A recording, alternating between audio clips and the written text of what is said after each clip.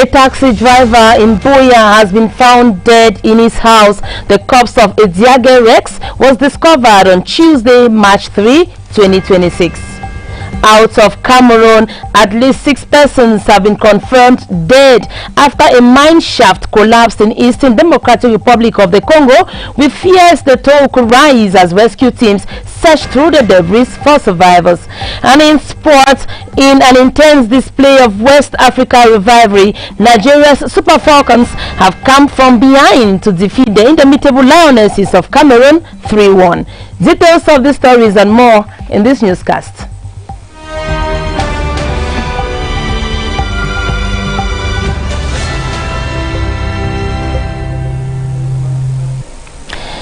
Dear viewers, you're welcome to News Today. Those were our top stories and now the news info. For presentation, my name is Frida Leina. A local taxi driver in Boya has been found dead in his house at the Gabonese neighborhood. The corpse of Ediage Rex was discovered on Tuesday, March 3, 2026, after neighbors noticed his absence. His corpse is at the Boya Regional Hospital mortuary, pending burial arrangements. Meanwhile, investigations are on to ascertain the cause of death. Lima Truth Mojoko tells us more.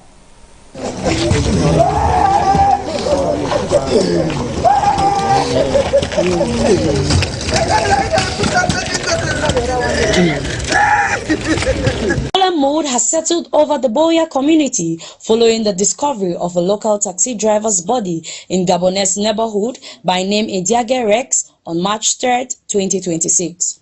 Neighbors report having seen him for quite some time, resulting to prompt search that leads to the tragic discovery.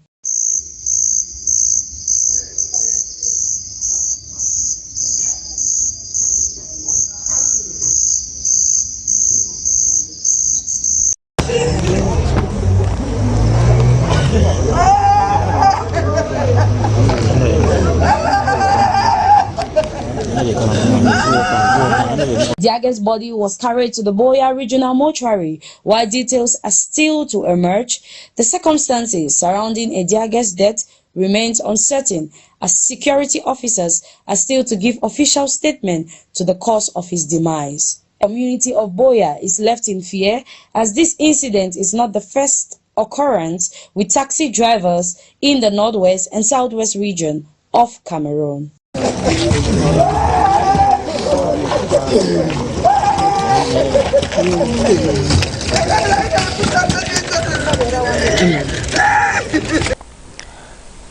You're welcome back. On News Art today, we continue our series on the 41st edition of the International Women's Day.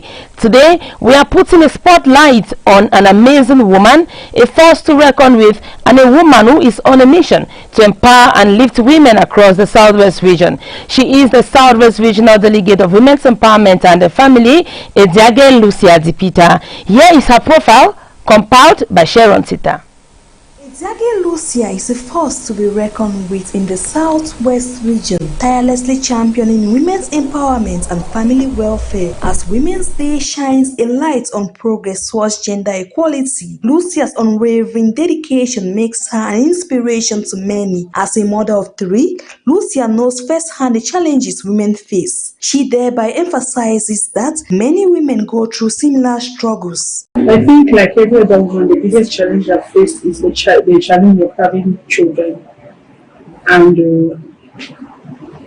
taking care of the children as a single person, because for my 3 children that I had, I eventually managed to bring them up with the help, just little or no help from the other. And many children, many women go through that. It's a normal phenomenon for men. Like I used to tell women that children belong to the women, because men can have so many children from different women. They call them their children.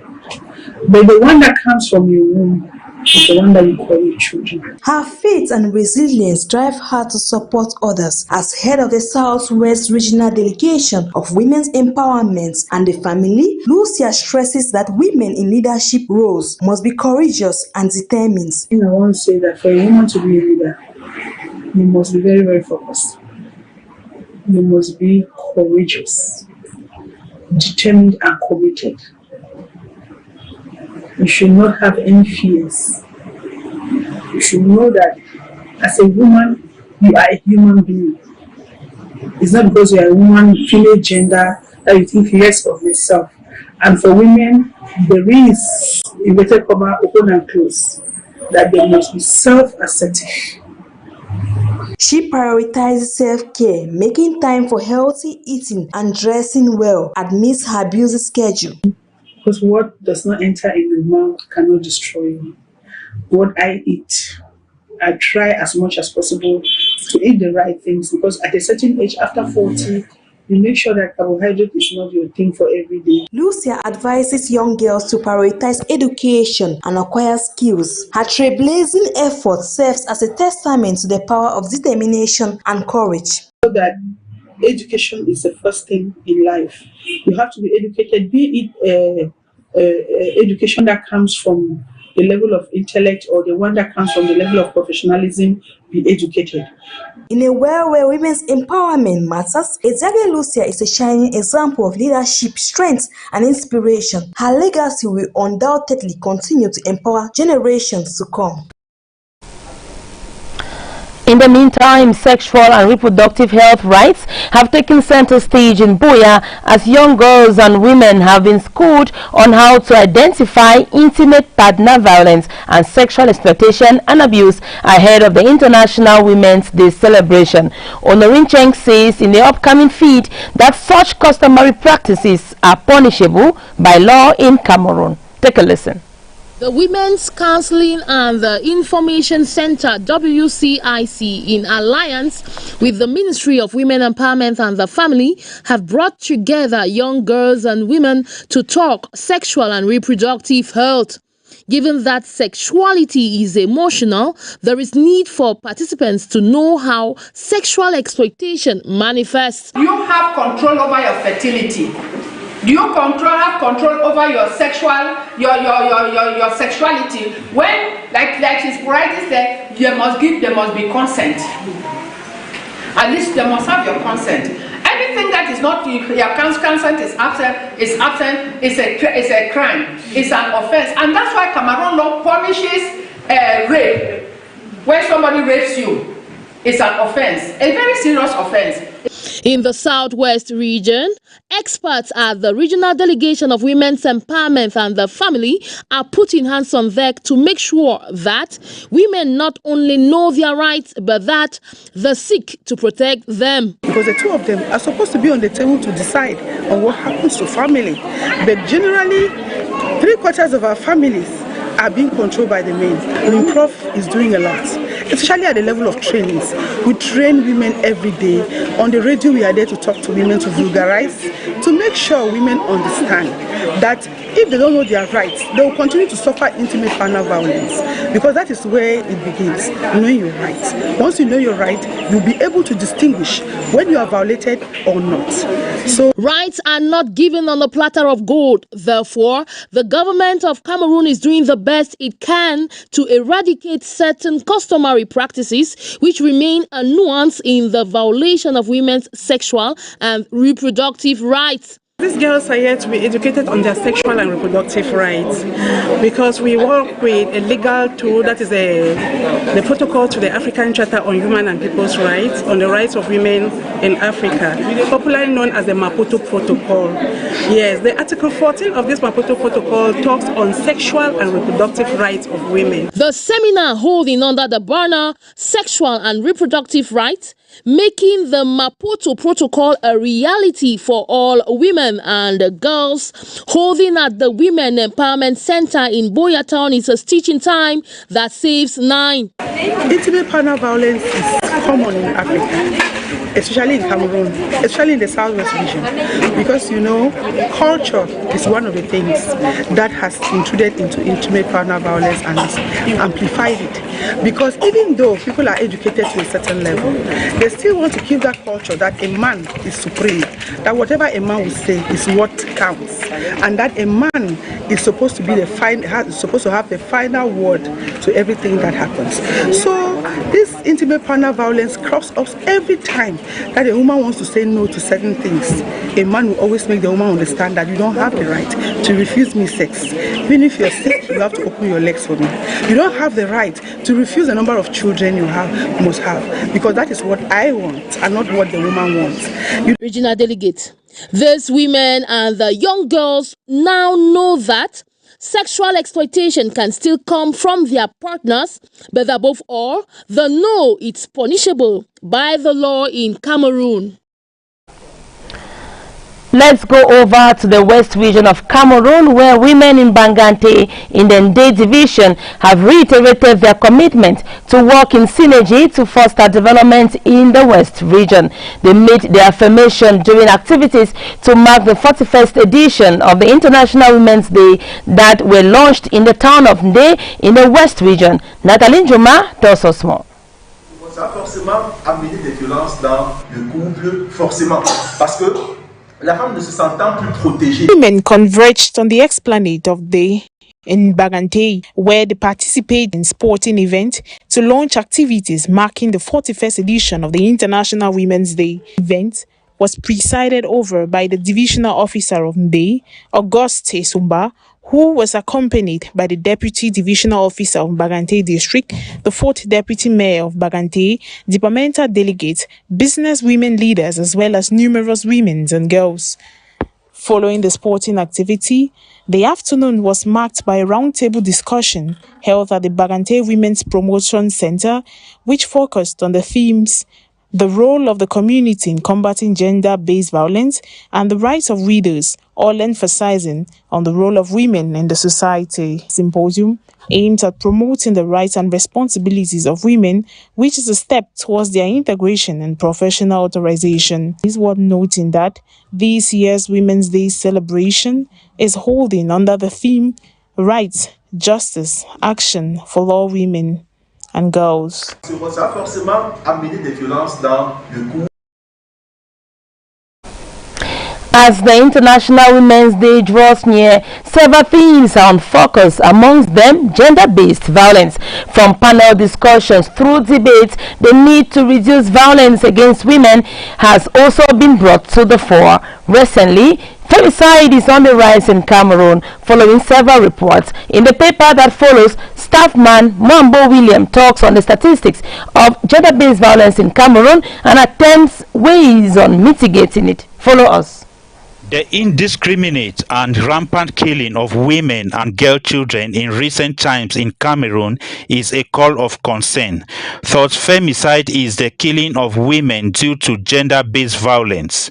Recent statistics hold that there were 69 cases in 2024, up from 56 in 2023, marking a 23.2% increase. Since January 2026, 67 women have been killed, with 39% of them experiencing physical, psychological, social, or cultural violence. Going regionally, Central Region leads the chart with 41.1%, West Region 14%, Littoral 11% of gender-based violence. Others like the Southwest, Northwest, and Far North regions have been greatly affected by insecurity, displacement, damaged infrastructure, and climate shocks.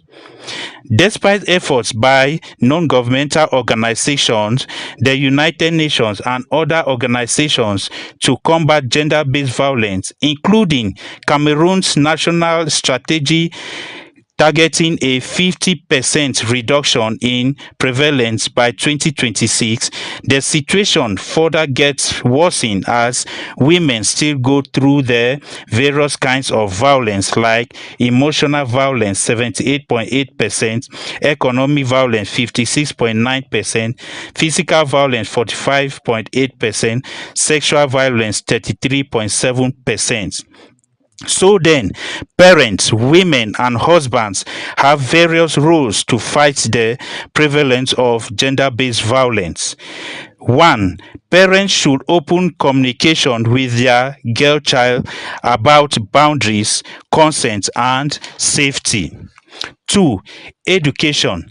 Teach your child about their rights and how to recognize potential abuse. 3. Empowerment. Encourage confidence and independence in your child. 4. Monitor online activities. Ensure safe online interactions and monitor social media use. 5.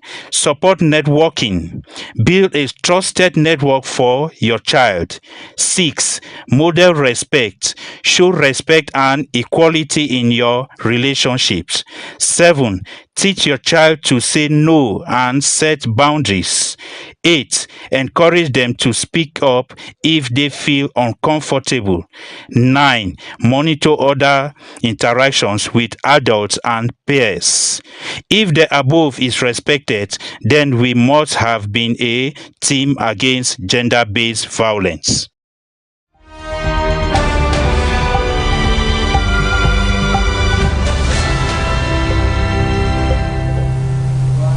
The indiscriminate and... You're welcome back. If you're just tuning in, you're listening to News Hour on Royal Television, where we beam live from Buea. We now take you out of the country, where at least 6 persons have been confirmed dead after a mine shaft collapse in Eastern Democratic Republic of Congo, with fears the toll could rise as rescue teams search through the debris for survivors. Plus, a migrant boat has capsized off the coast of Libya, leaving several feared dead, and once again highlighting the deadly risk faced by people attempting the perilous journey across the Mediterranean Sea in search of safety and better opportunities in Europe.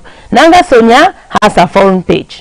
At least 6 people were killed on Tuesday when a shaft collapsed in the largest coltan mine in the rebel-controlled Eastern Democratic Republic of Congo. Witnesses say the bodies of 3 women and 3 men were recovered at the Rubaya mine around 70 kilometers west of Goma. Others were seriously injured in the collapse, which took place at an area of the mine known as the Gasasa Quarry. Relatives flocked to the mine seeking news of family members. It is the second fatal incident at Rubaya in recent weeks. At least 200 people were killed in a massive landslide at that site at the end of January after heavy rainfall. Thousands of artisanal miners work in precarious conditions in Rubaya's pits, most equipped with simple shovels and rubber boots.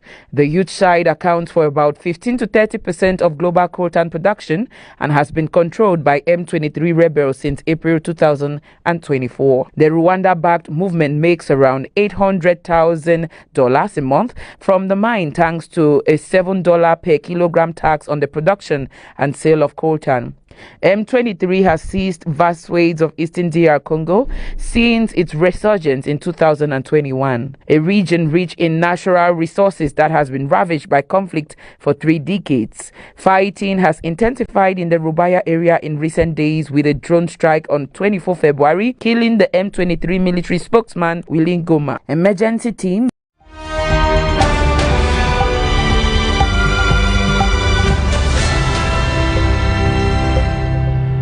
after a migrant boat capsized off the coast near Dena between Al Tamini and Al Razim in Libya, once again underscoring the dangers of the central Mediterranean migration route. Search operations are ongoing as authorities work to determine how many people were on board when the vessel went down.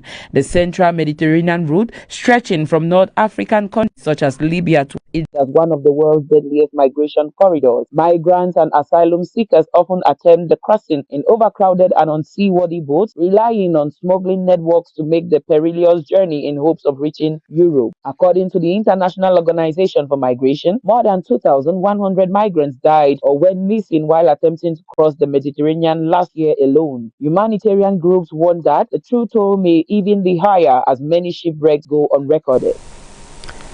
Let's now talk sports in this newscast, where in an intense display of West Africa rivalry, Nigeria's Super Falcons came from behind to defeat the indomitable Lionesses of Cameroon 3-1 at the military stadium in Yaoundé on Tuesday, leveling the two-legged international friendly series at 1 win apiece. Sports lady Kusona Claudia was there, and she puts together the following report for News Hour. The encounter began on a promising note for the Cameroon women's national football team, who wasted no time asserting themselves in front of home supporters. Just 7 minutes into the match, Kiki Meva found the back of the net, giving Cameroon an early advantage and igniting celebrations in the stands. However, the visitors gradually settled into the game. 25 minutes later, Michelle Alozie capitalized on a defensive lapse to level the score for the Nigerian women's national football team, shifting the momentum in Nigeria's favor. The first half drew to a close. Nigeria intensified their attacking pressure. 2 minutes later, before the break, Omorisola Babajide struck and gave the Super Falcons a 2-1 lead, silencing the Yaoundé crowd and placing Cameroon on the back foot heading into halftime. In the second half, the Lionesses attempted to reorganize and push forward in search of an equalizer. Despite moments of promise and increased attacking intent, they struggled to break through Nigeria's disciplined defensive setup. The Super Falcons remained composed and clinical, eventually sealing the victory when Chiwendu Ihezuo netted the third goal to confirm a 3-1 triumph. Despite the defeat, in the second leg, the friendly series concluded evenly balanced. Cameroon had secured a narrow 1-0 victory in the first leg, courtesy of a goal from Ivanambo Mozomo, ensuring that both sides walk away with 1 win each from the preparatory double-header. The two matches serve as crucial preparation for both teams as they continue fine-tuning their squad ahead of the upcoming continental competitions. While Nigeria will take confidence from their comeback victory in Yaoundé, Cameroon will reflect on lessons learned as they aim to strengthen tactical cohesion, defensive stability moving forward. The historic rivalry between the two women's football giants once again delivered intensity, goals, and valuable experience, a reminder of the competitive spirit that defines women's football on the continent.